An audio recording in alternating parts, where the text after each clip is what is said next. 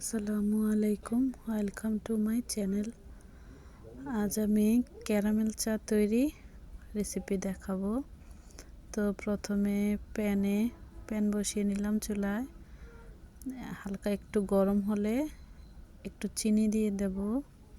প্রথমে ক্যারামেলটা বানিয়ে নিব। ক্যারামেলটা বানাতে পরিমাণ মতো চিনি দিয়ে প্যানে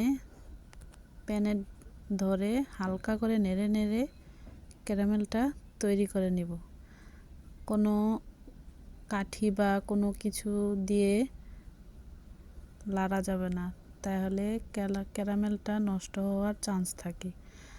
প্যানে ধরে আস্তে আস্তে ক্যারামেলটা বানিয়ে নিব। চিনিটা দেখো আস্তে আস্তে গলে এক কালার তৈরি হচ্ছে আস্তে আস্তে।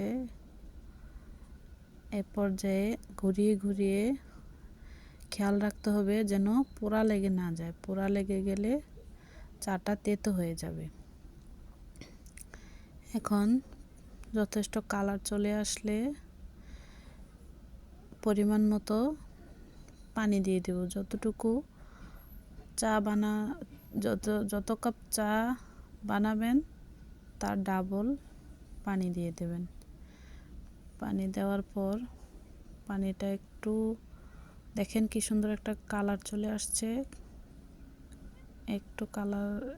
পানিটা একটু ফুটে আসলে পরিমাণ মতো চা পাতা দিয়ে দেব।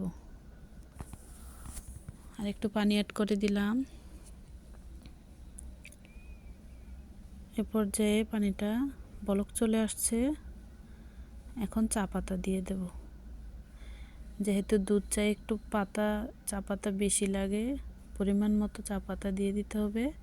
খেয়াল রাখতে হবে যেন বেশি না হয়, তাহলে চা তেতো হয়ে যায়।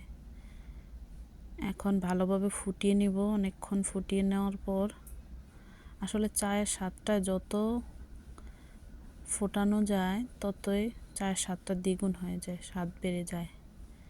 এখন ফোটাতে থাকবো অনেকক্ষণ।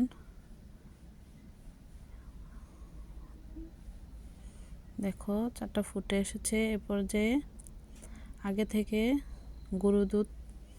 গুলে রাখা রেডি করা গরুর দুধ, হালকা পানি দিয়ে গুলে রাখা গরুর দুধ দিয়ে দিলাম। এরপর যে আরেকটু জাল করে নেব।